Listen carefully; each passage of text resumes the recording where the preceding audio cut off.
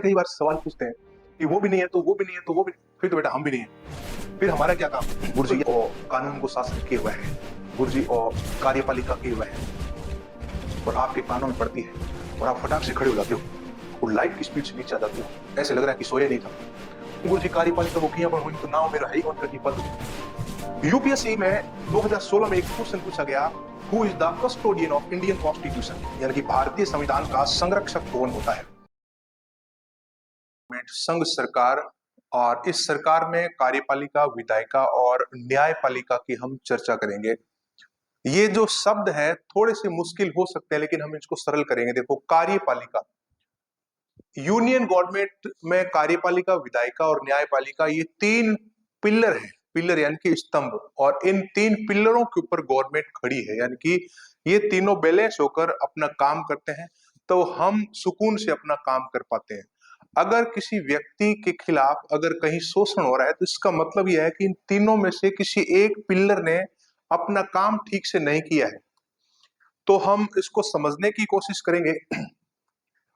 Union government, union शब्द का मतलब है केंद्र सरकार या संघ सरकार या भारत सरकार। यूनियन का मतलब ऐसी सरकार जिसमें केंद्र और राज्यों के बीच में शक्तियां पूर्णतः विभाजित होती है। राज्य की सरकार अलग काम करती है और देश की सरकार अपना अलग काम करती है, इसलिए इसको यूनियन गवर्नमेंट संविधान की भाषा में कहते हैं।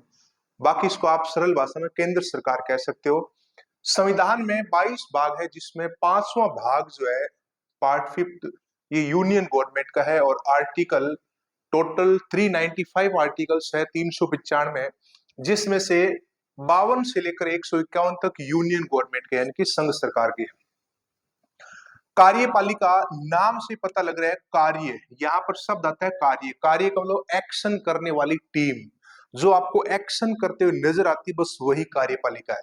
जो इधर उधर भागदौड़ करते हैं सरकार के कर्मचारी, ये आयोग, वो समिति, ये बोर्ड, ये सब कार्यपालिका का हिस्सा है।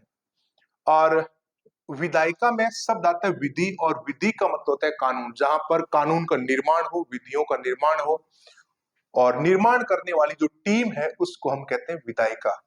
और इसको व्यवस्थापिका इसलिए कहते हैं क्योंकि इन कानूनों से व्यवस्था बनती है, और व्यवस्थित रूप से जहां पर शासन चलाने के लिए नियमों और कानूनों की आवश्यकता हो, उसको बनाने वाली को हम व्यवस्थापिका कहते हैं। और भारत में इसका नाम है संसद, या इंग्लिश में कहे तो पार्लियामेंट।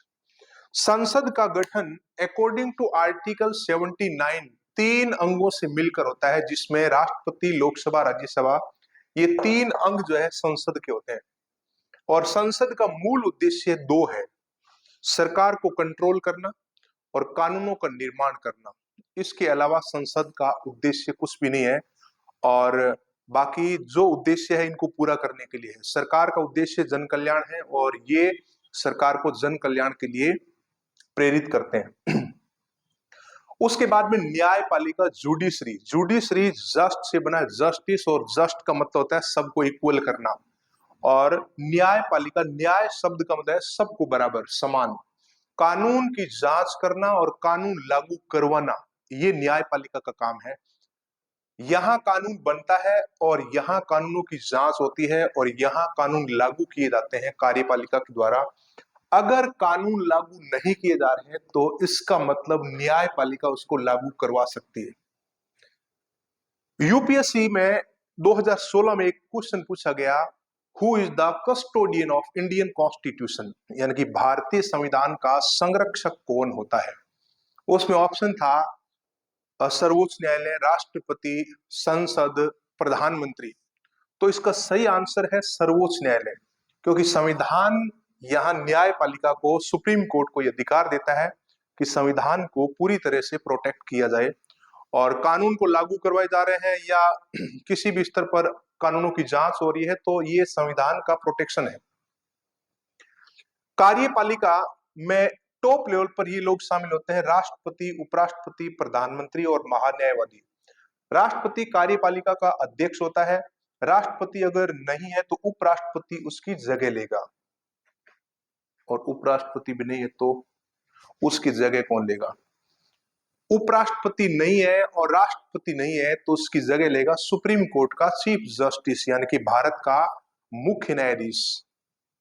और वो भी नहीं है तो सीनियर मोस्ट वो भी नहीं है तो बच्चे कई बार सवाल पूछते हैं कि वो भी नहीं है तो वो भी नहीं है तो वो भी नहीं। फिर तो बेटा हम भी नहीं है, फिर हमारा क्या काम? तो यहाँ आपको ध्यान रखना है, राष्ट्रपति नहीं है तो उपराष्ट्रपति, और ये दोनों नहीं है तो इसकी जगह प्रधानमंत्री नहीं ले सकता, ये ध्यान रखना।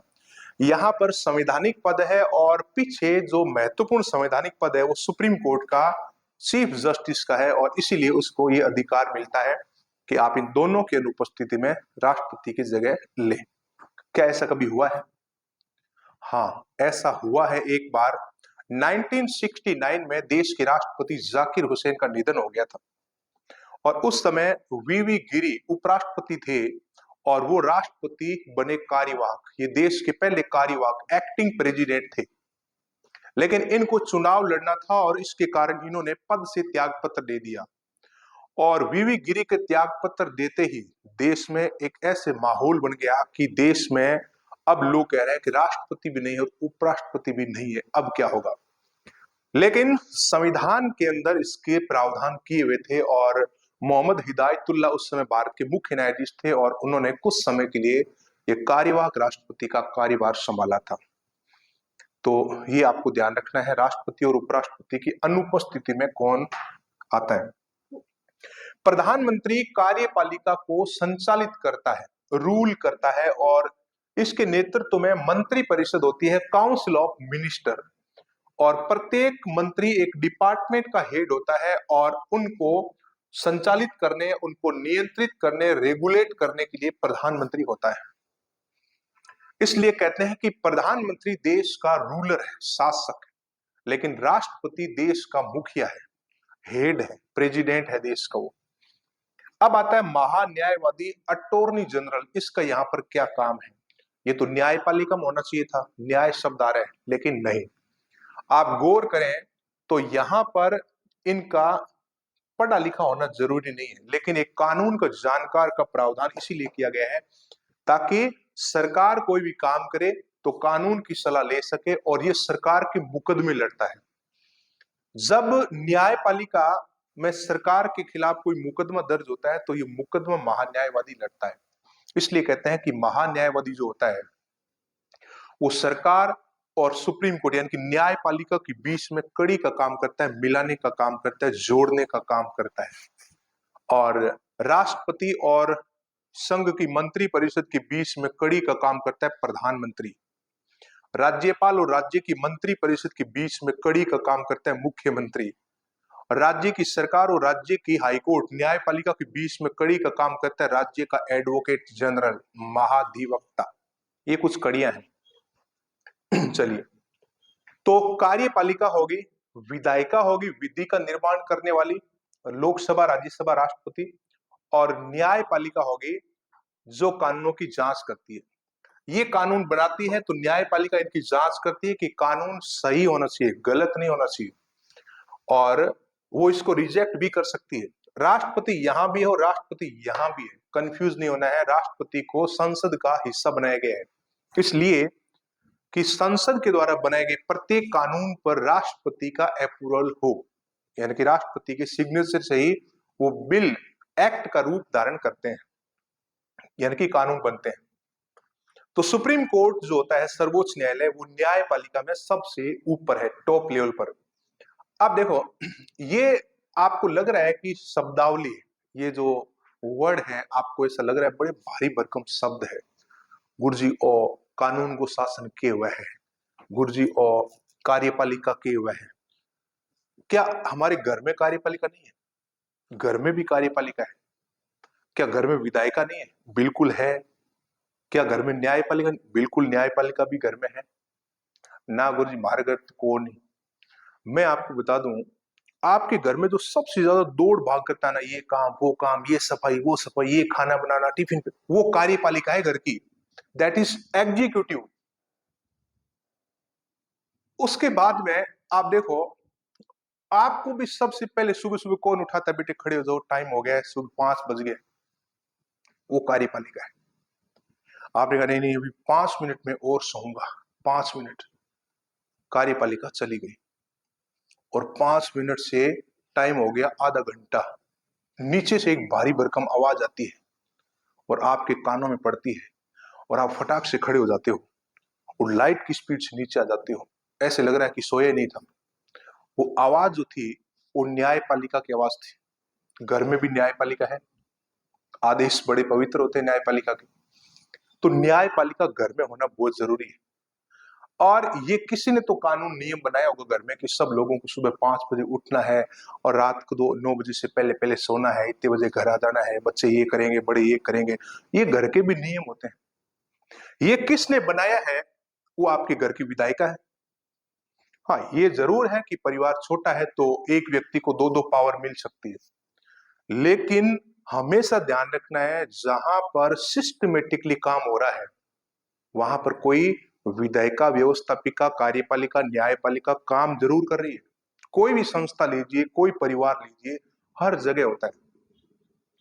तो देश बड़ा है और संविधान में सारी बातें लिखी हुई है, तो शब्दावली थोड़ी सी मुश्किल लग सकती है, लेकिन ये हर जगह आपको मिलेगा। अब दूसरी बात, अगर आप गवर्नमेंट जॉब में है या गवर्नमेंट जॉब की तैयारी कर रहे हैं, आप जाने वाले हैं, तो मैं आपसे एक सवाल पूछूं कि आप जैसे गवर्नमेंट में ज्वाइन करते हो तो इन तीनों में से किसी एक का हिस्सा बनते हो। किसका? न्यायपालिका का, विधायिका का या कार्यपालिका का? आप हिस्सा बनेंगे कार्यपालिका का। कैसे? हूं गुरु जी कार्यपालिका को किया बनू, तो नाव मेरा है ही कौन कठी पद। तो क्या आप प्रधानमंत्री बनोगे? नहीं। कार्यपालिका दो प्रकार की होती है, स्थायी और अस्थायी, परमानेंट एंड टेम्परेरी एग्जीक्यूटिव। यहां पर जो मैंने लिखा है ये टेम्परेरी एग्जीक्यूटिव है। इसके पीछे कार्यपालिका को अंदर घुसकर जब देखते हैं ना तो कार्यपालिका दो प्रकार की नजर आती है, अस्थायी कार्यपालिका, स्थायी कार्यपालिका। अस्थायी वाली चुनाव जीत कर आते हैं, मंत्री बनते हैं, और स्थायी वाले एग्जाम पास करके आते हैं, कर्मचारी और प्रशासनिक अधिकारी। इन दोनों का कॉम्बिनेशन होता है तब सिस्टम चलता है। जो अस्थायी कार्यपालिका है यानी कि हमारे मंत्री लोग, उनको विल बोलते हैं, विल, और इनको बोलते हैं स्किल। विल और स्किल का कॉम्बिनेशन बनता है तब कार्यपालिका कंप्लीट होती है। यहां जो नाम लिखे वो टॉप लेवल वाले लोगों के नाम है, इसलिए ध्यान रखना है कि कार्यपालिका में सभी इंप्लॉय शामिल होते हैं।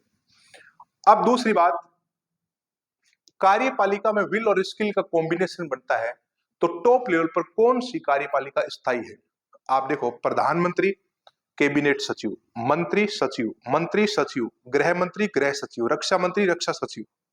राज्यों में देख लो, मुख्यमंत्री, मुख्य सचिव, चीफ सेक्रेटरी, मंत्री सचिव। जिले में देखो, जिला प्रमुख, मुख्य कार्यकारी अधिकारी, सीईओ। नीचे प्रधान, पंचायत समिति में प्रधान, बीडीओ, सरपंच, वीडीओ। ये कॉम्बिनेशन बनता है कार्यपालिका का, तब सिस्टम चलता है, एक से नहीं चलता है। हम मोबाइल में क्लिक करते हैं, क्लिक करते एक फोटो सामने दिखाई देती है, लेकिन उसके पीछे की कोडिंग जो है कितनी काम कर रही है वो हमें पता नहीं है। बस इसी प्रकार से कार्यपालिका के पीछे की जो कोडिंग है ना, वो सारे कर्मचारी और प्रशासनिक अधिकारी है जो पर्दे के पीछे रहते हैं, हमें दिखाई नहीं देते। आगे दिखाई देते हैं जनता के प्रतिनिधि, ये वाले आगे फ्रंट में दिखाई देते हैं, तो ये जनता के प्रति जवाबदेह है। तो इस प्रकार से विधायिका, व्यवस्थापिका और न्यायपालिका देश में काम करती है। और बाकी शब्दावली को आप गौर से देखोगे तो बहुत ही सिंपल सिंपल से शब्द है, कुछ भी इसमें मुश्किल है नहीं। तो यहाँ पर शब्दों को अगर आपको समझना है तो पहले आप इसको तोड़ो, शब्दों को ब्रेक करो। ब्रेक करने से उसका अर्थ निकल कर आएगा और आपके लिए बहुत ही आसान हो जाएगी। तो कार्यपालिका और विधायिका, न्यायपालिका को हमने इंप्लीमेंट भी किया था।